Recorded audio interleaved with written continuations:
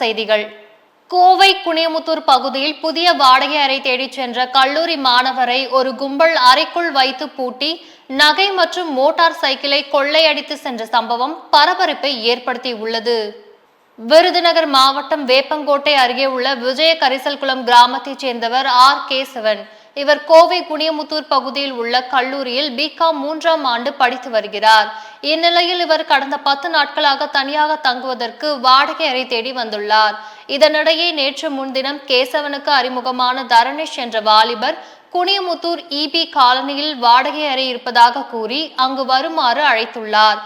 அதனை நம்பி கேசவனும் அந்த அறைக்குள் சென்று உள்ளார்.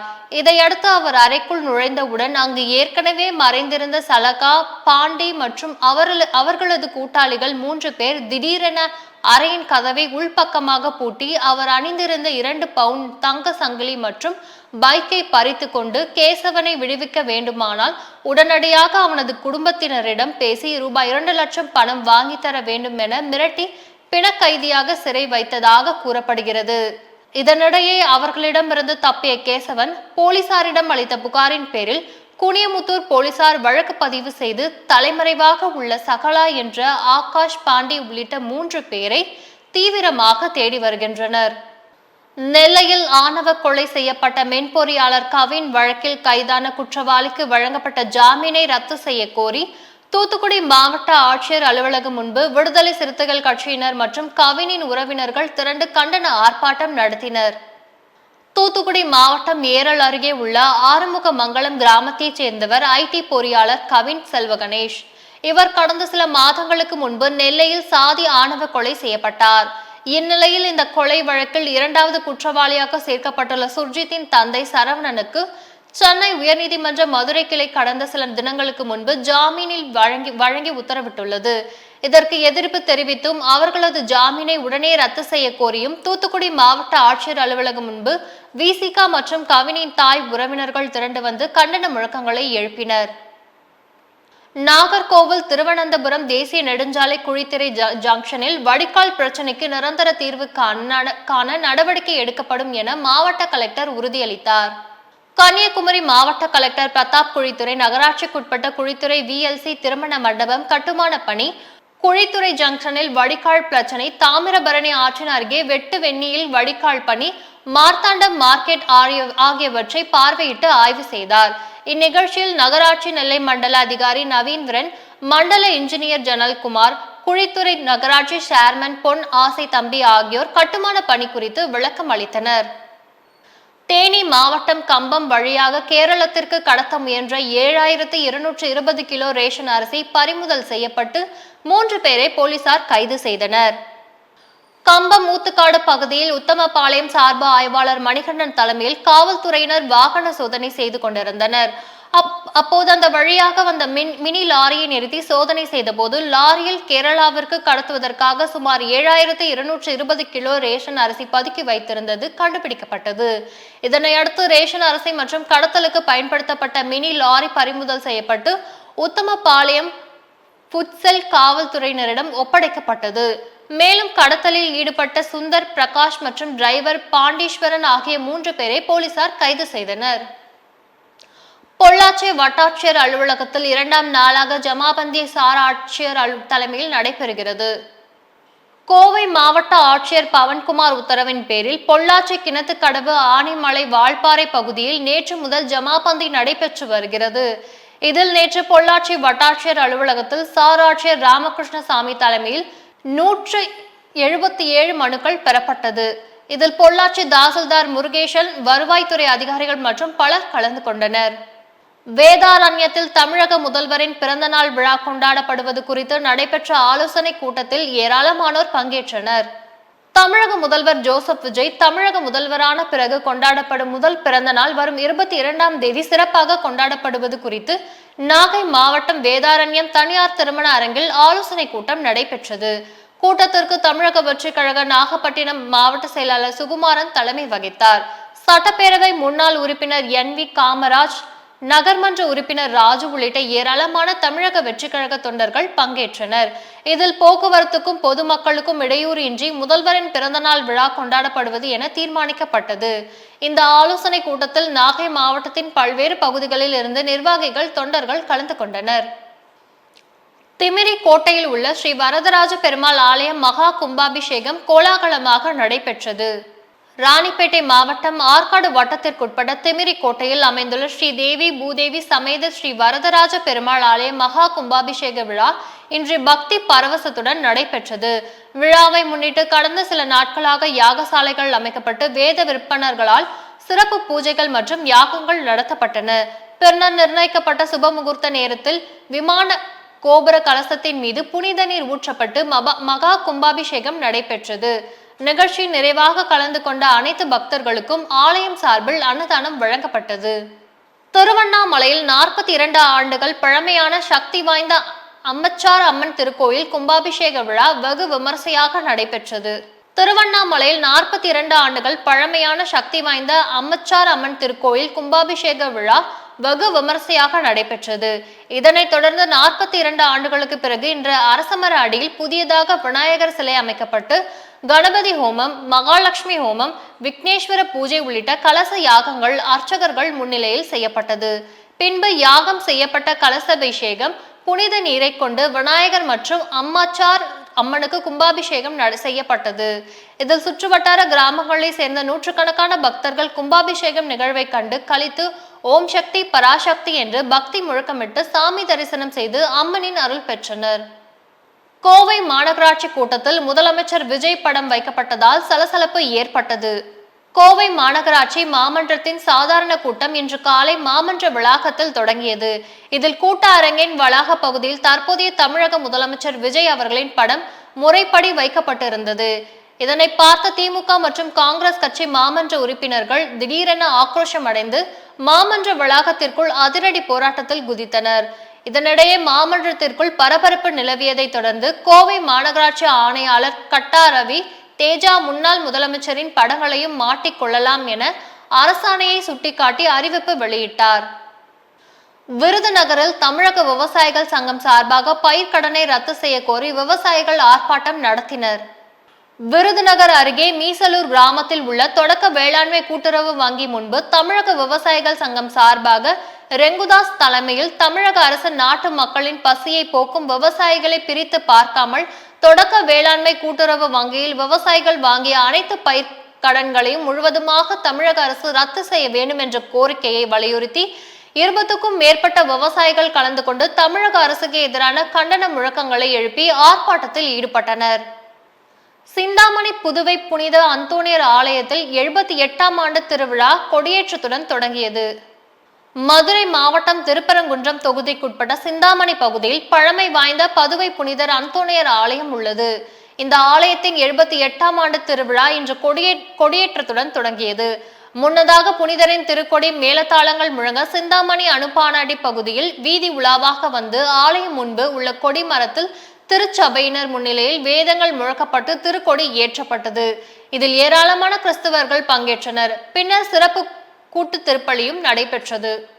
தருமபுரி மாவட்ட புதிய காவல் கண்காணிப்பாளராக அருண் கபிலன் பொறுப்பேற்றார்.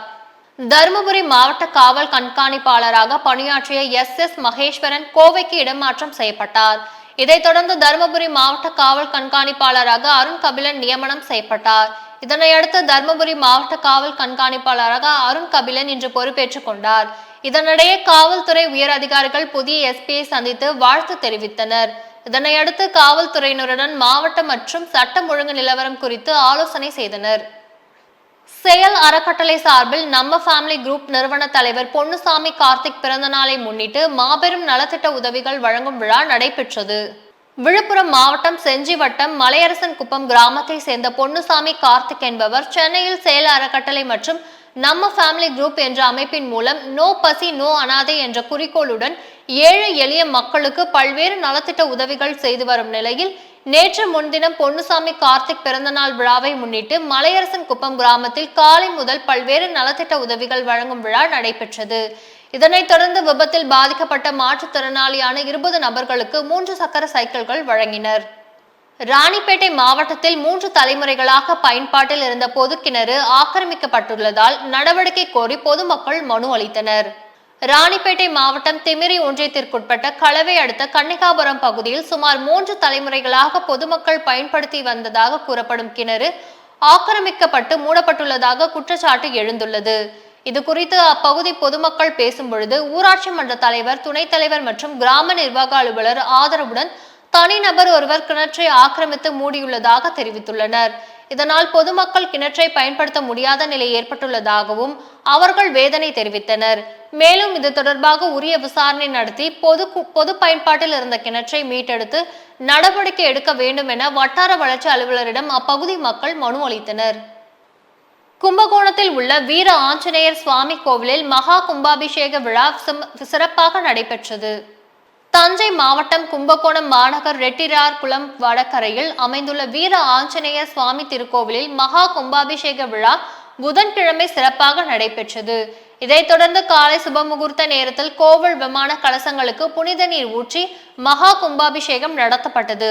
முன்னதாக வீர ஆஞ்சநேயர் சுவாமி சிலைக்கு பால், தயிர், பஞ்சாமிரதம், இளநீர், சந்தனம் போன்ற வாசனை திரவியங்களால் சிறப்பு அபிஷேகம், ஆராதனைகள் செய்து பல்வேறு வண்ண மலர்களால் அலங்காரம் செய்து தீபாராதனை காண்பிக்கப்பட்டது. இதில் அப்பகுதி மக்கள் மற்றும் திரளான ஆன்மீக பக்தர்கள் கலந்து கொண்டு சுவாமி தரிசனம் செய்தனர். கடலூர் மாவட்டம் சிதம்பரம் சட்டமன்ற தொகுதிக்கு உட்பட்ட கிள்ளை பேரூராட்சியில் ஹைட்ரோ கார்பன் திட்டத்திற்கு எதிராக நடைபெற்ற சிறப்பு கூட்டத்தில் ஒருமனதாக சிறப்பு தீர்மானம் நிறைவேற்றப்பட்டது. கிள்ளை பேரூராட்சி மன்றத்தின் சிறப்பு கூட்டம் இன்று நடைபெற்றது. கூட்டத்தில் ஹைட்ரோ கார்பன் திட்டத்திற்கு எதிராக பேரூராட்சி சார்பில் சிறப்பு தீர்மானம் கொண்டு வரப்பட்டு உறுப்பினர்களின் ஏகமனதாக ஆதரவுடன் நிறைவேற்றப்பட்டது. இக்கூட்டத்தில் சிறப்பு அழைப்பாளராக சிதம்பரம் சட்டமன்ற உறுப்பினர் தமிமுன் அன்சாரி கலந்து கொண்டு கருத்துரையாற்றினார். மேலும் பேரூராட்சி மன்ற தலைவர் மல்லிகா, துணைத் தலைவர் கிள்ளை ரவிச்சந்திரன் மற்றும் பேரூராட்சி மன்ற உறுப்பினர்கள் உள்ளிட்டோர் பங்கேற்றனர். இந்த கூட்டத்தில் ஹைட்ரோ கார்பன் திட்டத்திற்கு எதிராக உள்ளூர் மக்களின் கருத்தை பிரதிபலிக்கும் வகையில் தீர்மானம் நிறைவேற்றப்பட்டிருப்பது குறிப்பிடத்தக்கது. காங்கிரஸ் கட்சியின் மாநில வர்த்தக அணி பொதுச் செயலாளர் தர்மதுரை பாஜகவில் இணைந்தார். காங்கிரஸ் கட்சியின் மாநில வர்த்தக அணி பொதுச் செயலாளராகவும் மாநகர மாவட்ட வர்த்தக அணி துணைத் தலைவராகவும் பொறுப்பு வகித்து வந்தவர் தர்மதுரை. இவரது தலைமையில் முதற்கட்டமாக காங்கிரஸ் கட்சியிலிருந்து 20க்கும் மேற்பட்ட முக்கிய நிர்வாகிகள் கட்சியில் இருந்து அதிரடியாக விலகி திருப்பூர் வடக்கு மாவட்ட பாரதிய ஜனதா கட்சியின் தலைவர் சீனிவாசன் முன்னிலையில் தங்களை பாஜகவில் முறைப்படி இணைத்துக் கொண்டனர். புதிதாக கட்சியின் இணைந்தவர்களை மாவட்ட தலைவர் மற்றும் முன்னாள் மாவட்ட தலைவர் செந்தில்வேல் ஆகியோர் கட்சியின் துண்டு அணிவித்தும் உறுப்பினர் அடையாள அட்டை வழங்கியும் வரவேற்றனர். திருவேற்காட்டில் உள்ள அரசு உயர்நிலைப் பள்ளியில் மாணவர்களுக்காக பிரத்யேக பிங்க் டாய்லெட் திறக்கப்பட்டது. திருவள்ளூர் மாவட்டம் திருவேற்காடு நகராட்சிக்குட்பட்ட கோலடி பகுதியில் அரசு உயர்நிலைப் பள்ளி செயல்பட்டு வருகிறது. இங்கு சுற்றுவட்டார பகுதிகளை சேர்ந்த ஏராளமான மாணவ மாணவிகள் படித்து வருகின்றனர். இந்த நிலையில் இந்த பள்ளியில் பயிலும் மாணவிகளுக்கென பிரத்யேகமாக பிங்க் நிற டாய்லெட் கட்டுவதற்கு முடிவு செய்யப்பட்டது. அதன் தொடர்ச்சியாக திருவேற்காடு அரிமா சங்கம் சார்பில் ரூபாய் 4 லட்சம் செலவில் நவீன வசதிகளுடன் இந்த பிங்க் டாய்லெட் கட்டி முடிக்கப்பட்டது. மேலும் இதனை மாணவிகளின் பயன்பாட்டிற்கு கொண்டு வருவதற்காக திருவேற்காடு நகராட்சி ஆணையர் ராமர், அரிமா சங்க தலைவர் முருகன், ப்ராஜெக்ட் சேர்மன் சரவணன், அரிமா மாவட்ட ஆளுநர் மணிசேகர் சிறப்பு அழைப்பாளராக கலந்து கொண்டு பிங்க் டாய்லெட்டை திறந்து வைத்தனர். திருவண்ணாமலை அடுத்த கன்னியாங்குப்பம் கிராமத்தில் 20 ஆண்டு காலமாக பட்டியலின மக்கள் பயன்படுத்தி வந்த பிரதான சாலையை மீட்டு தரக்கோரி கிராம மக்கள் போராட்டத்தில் ஈடுபட்டனர். திருவண்ணாமலை அடுத்த கண்டியாங்குப்பம் கிராமத்தில் சிறுபான்மையினர் தாழ்த்தப்பட்ட மக்கள் வசித்து வருகின்றனர். இந்நிலையில் கிராமத்தில் கடந்த 20 ஆண்டுகளுக்கு முன்பு திமுகவை சேர்ந்த ஜெயசிலினி சாமிதுரை என்பவர் ஒன்றிய குழு உறுப்பினராக போட்டியிட்ட போது தாழ்த்தப்பட்ட மக்களின் வசதிக்காக தனது நிலமான இடத்தினை தான் வெற்றி பெற்றால் அந்த பகுதி மக்கள் பிரதான சாலையாக பயன்படுத்திக் கொள்ளலாம் என அப்போது ஊர் பொதுமக்கள் முன்னிலையில் வாக்குறுதி அளித்தார். தொடர்ந்து வெற்றி பெற்ற அவர் வாக்குறுதி அளித்தபடி அந்த சாலையை தாழ்த்தப்பட்ட சமுதாயத்தை சார்ந்த பொதுமக்கள் பிரதான சாலையாக பயன்படுத்திக் கொள்ள வாய்மொழி உத்தரவாக அளித்து அந்த சாலையை பயன்படுத்தி வந்தனர். இந்நிலையில் ஜெயசிலினி சாமிதுரை கடந்த ஒரு ஆண்டிற்கு முன்பு இறந்த நிலையில் அவரது மகன்களான சசிகுமார் மற்றும் சாந்தகுமார் இருவரும் பட்டா தங்களது பெயரில் உள்ளதாகவும் இந்த பாதையை பயன்படுத்த கூடாது எனவும் கூறியுள்ளார். ஆகவே கிராம மக்கள் இன்று டாக்டர் அம்பேத்கர் இளைஞர் நல்வாழ்வு சங்கம் மற்றும் கண்டியாங்குப்பம் கிராம காலனி பொதுமக்கள் சார்பில் 100க்கும் மேற்பட்ட இளைஞர்கள் பொதுமக்கள் என அனைவரும் ஒன்று கூடி நடைபாதை வேண்டும் என செல்லும் வழியில் முற்றுகையிட்டு போராட்டத்தில் ஈடுபட்டதால் அப்பகுதியில் பரபரப்பு ஏற்பட்டது. மதுரையில் கெட்டுப்போன 10,200 கிலோ எடையுள்ள ஆடு கோழி இறைச்சி பறிமுதல் செய்யப்பட்டது.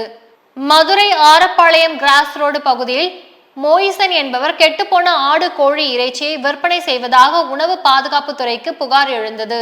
அதன் அடிப்படையில் உணவு பாதுகாப்பு துறை மாவட்ட நியமன அலுவலர் டாக்டர் சிவராம பாண்டியன் தலைமையில் அலுவலர்கள் ஆய்வு செய்தனர்.